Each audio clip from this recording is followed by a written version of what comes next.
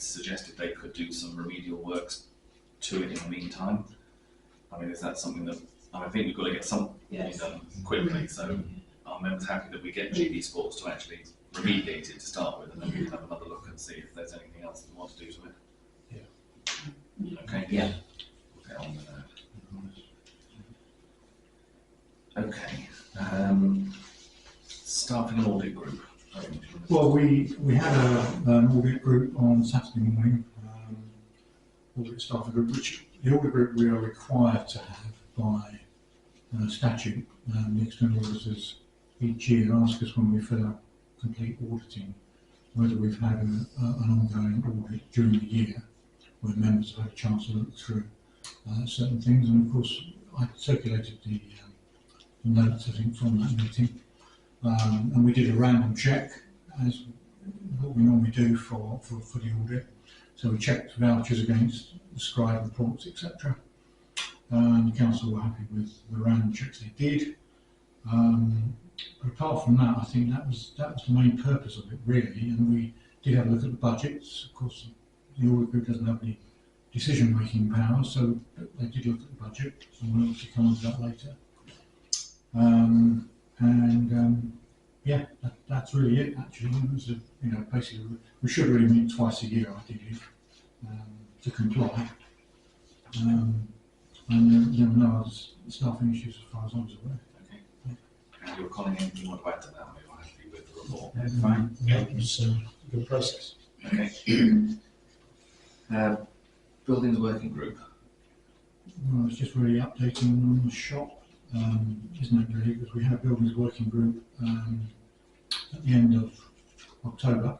Paul Martin got everybody together, and we're obviously coming on to updating that under the shop, I guess. Okay. Yeah. And then we've got policy introduction and updates, council attendance, and financial regs. Well, the two things there. First of all, the important one, financial regulations. There's a revised version of that now. But the document I sent out was very much consultation. So the council can adopt it as it stands, if they're happy with it. If they feel there are things that should be changed in it, or whatever, as long as they're in the lighter print, they can be altered or amended. I'll be honest with you, most councils are adopting it as it stands. There's nothing in there that seems to be contentious in any way, and actually it's very similar to the previous one. There's not a lot of change in there. So again, if you want to adopt it as it stands, then that's fine. If you want to make changes, There were no significant changes from the last one that we adopted, were there? It was almost word for word. Yeah. they have to be updated every 7 years, and they're done by NALC. So it's a government, it's a national body. It's not somebody just dreaming up in a room somewhere. It's actually done formally. Well, it is. But it's just going to be up. Yeah. So is there a proposal? You have to propose that we adopt them as set out. Mm-hmm. Okay. All those in favour, please show. Okay. That's clearly carried. Council attendance policy. After the last couple of meetings when we've had very low levels of attendance, I actually asked SLCC and some of my fellow colleagues how we best deal with it, and they came up, all of them, with, have you got an attendance policy document? Okay, I'll just pause you for 1 minute, just for newer councillors. SLCC is the Society of Local Council Clerks, which is the body that advises council clerks. SALC is Somerset Association of Local Councils, and NALC is the National Association of Local Councils. So it's all those acronyms you'll get used to, but it's just in case you're... Yeah, so SALC is, for you guys, the council primarily, and SLCC is the clerks' go-to information, if you like. So I decided, okay, to get a template down, looked and did a few little amendments, changes to it. It's basically straightforward. It just means that if somebody cannot come to a meeting, they give us apologies and the council accept those apologies. That's all. It's just formalising it a bit, because I have had a body email from people who have said to me, you do seem to be having lower attendance at your meetings. And so I think if we can say to anybody who queries it, well, actually, we've now got a policy. It doesn't change anything. You know, we are where we are with it. I think at least it gives us something to be able to hang out on. So, if you're happy to adopt that, Just to check out, did we amend we did. the two paragraphs? Yeah. So that there was a couple of paragraphs at the end that repeated They repeat themselves. themselves. Yeah, that's So changed. that's Single just been document updated. there with that. Yeah. So, Okay. Is there a proposal that we adopt that as policy for the council? Amanda, thank you. All those in favour, please show. That's clearly carried. fine. And on to you, Rob. Okay, so I'll keep this fairly brief. I mean, in terms of the funding that we talked about earlier, currently the council is on budget for this year, but there's a couple of caveats that need to be built into that. We are on budget because we are using about £37 million worth of reserves to fill a hole, and we're borrowing and we're selling capital assets to fill a further £38 million hole. So in effect, although we're on budget, we've actually got a bit of a hole in our budget of approximately 80 million currently. The staff are going through a restructuring currently. We went for voluntary redundancies and over 200 went through voluntary redundancy. A similar sort of number of posts have been deleted, so posts that were on the establishment but didn't actually have people in post at the time because they were trying to recruit and the argument has been looked at to say, well, if you've managed without a post for X number of months, you obviously don't need said post, so it's gone. And then we're now in compulsory redundancy consultation, so there's negotiation with the staff and the unions. We're probably looking at, I think we're probably looking at another 400 plus staff going that way. It will result in a saving overall of about 40 million. So there is still savings to be made, which again comes back to the issue of we don't know what services can be maintained because we don't know how the budget is working out. The administration are doing what they can to avoid obviously the section 114 notice, because that doesn't actually solve anything, it just gets someone else in to come and make those decisions.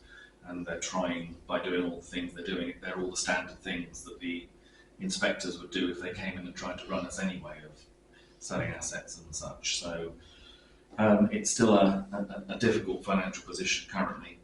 A couple of other things in more general terms. It doesn't affect us so much up this end of Somerset, but you'll have seen for many years it's been talked about Julian the 8th 358, and there was a plan that was going to be funded. That funding has now been withdrawn by government, so that's now not happening in Somerset.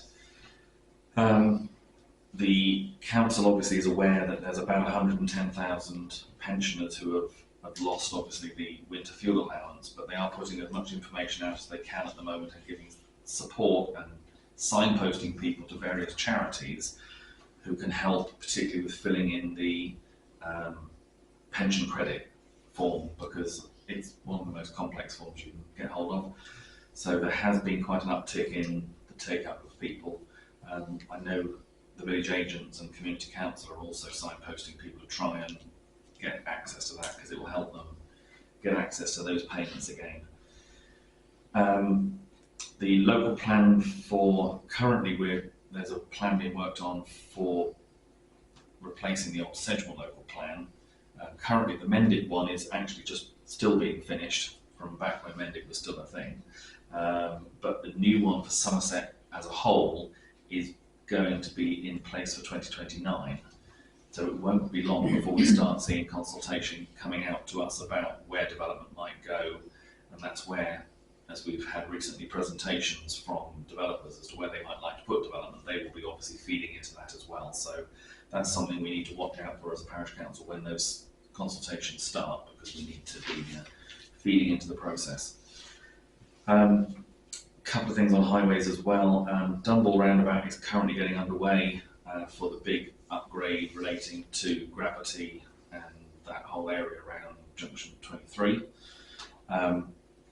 The contractors who've been getting engaged for that have also been semi-engaged for junction 22 to follow on after junction 23, subject to the government agreeing the funding for it, because that again is something we're waiting to hear confirmation of. There are issues starting to crop up obviously the junction at 22 is overloaded at various points. A lot of the housing development and business development around Isleport is dependent on something being done with that roundabout, so there is quite a lot of pressure being put on government to at least give an answer as to are they coming up with the funding that they were originally offering. And the final thing I was going to mention was we've just been updated that Kia are now obviously the highways of the company dealing with highways matters. They're gearing up for the winter gritting time of year, so they should be going around filling up the grit boxes that are around the parishes. So it's worth keeping an eye on that. I think we've got one up at the top of Church Lane, and we've got one by the church. So it's worth keeping an eye on those, but that should be coming through before too long. Yeah. Okay. Any questions on the Somerset stuff? Okay. Which takes us to the financial report. And Owen. First of all, the statutory payments list for November 24 is unchanged. That's the usual list that we agreed back in March actually this year. So I just need you to continue to approve that. These are just for the benefit of Jonathan. So these are fixed amounts that we agree at the beginning of the financial year, which don't change. They're statutory. So we agree those as a lump. That was proposed. Yeah, Okay. All in favour that we make those as usual? Yes. The variable payment list, we've got one or two retrospective items on here, but I'll start off with one that's not on here, and we don't normally approve payments that are not on the agenda. There's one payment that is very, very important, we cannot wait till December, which is adding the insurance to the toilet block and building the community shop. So I've had a quote from Clear Insurance, Zero Insurers. They're going to charge £143.49 for the building, which actually was very good. It was a very good price actually, which means that our overall insurance for this year will be less than it would have been in previous years. So £143.49, we need to pay that soon. Is that just the building itself? And the shop will obviously insure their content. It's just the building itself. Yeah. So The one thing I just want to check with them is obviously in the toilet block, of course, we've got a number of fittings in there, which of course might need to be included in any insurance claim. So I just need to check with them. They're happy with all the fittings within the toilet block are also covered, even though we're not covering anything within the shop. So I will just check that with them. But they seem very efficient. This is a new insurer for us actually. We haven't used them before this year, and they seem very efficient, so that shouldn't be a problem.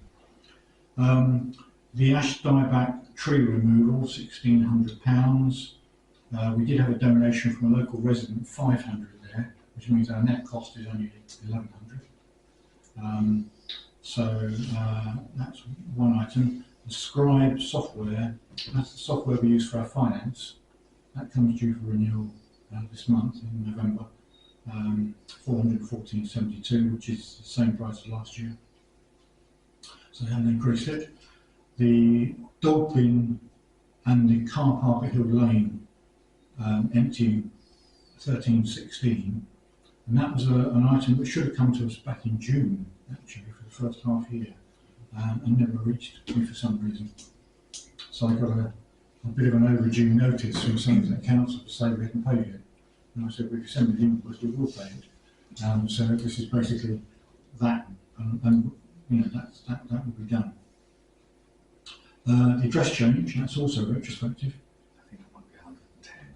You think it might be 110? Okay, I didn't check the actual amount before I put it on the agenda. So 110. That's Somerset Council wanting to have a proper change of address application for the community shop and toilet block. Because in effect there's now going to be two separate addresses there, so they both have to be registered because they'll both be business rated. So. Holly and Steer, this was an additional payment of £1,000, which again was retrospective due to some covenant changes in the legal documents. The toilet block, when we inherited it in, 20 years ago, had a covenant in there that talked about only being used for a toilet block facility, whereas in fact we've changed it now to include a community building. And believe it or not, they want £1,000 to do that. But anyway, that's legal fees for you. So that's retrospective. We have actually made that payment because we wanted to get on and do it, basically, yeah. Public Works Loans Board, this is our number 2 loan, the second loan we took out this year. That goes out by direct debit. I put it on here because I think it ought to be shown each time I take a payment, 1,456, which is in line with what I'd worked out as being the correct amount for the second loan. So that doesn't necessarily need approval because it's part of our structure for loan payments. We have no option on it, but I just thought I'd put it there for the purposes of information and transparency, of course, which is important. So we just need approval for And those. then the 143.49 for the insurance that you mentioned. Yes, exactly. 143.49 is the additional amount. Okay. Yeah, propose to pay them all. Thank you. All those in favour, please show. Thank you. That is unanimous. Thank you. And then there were two receipts. One from Somerset Council for seal contribution. That was in connection with the houses, I think, what was it here? Yes. Of £6,541.85. And obviously that goes into our reserves now.